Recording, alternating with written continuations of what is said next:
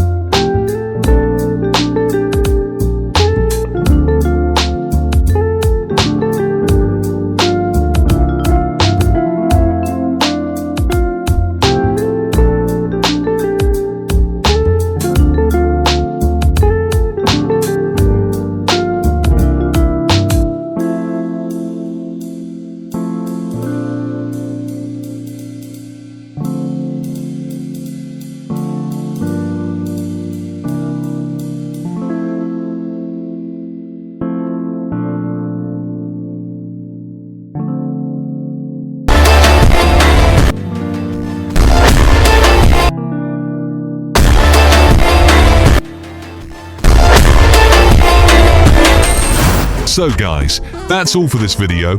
If this video helped you out, please make sure to subscribe and leave a like. And also comment below, what should I teach you in my next video? Till then, goodbye.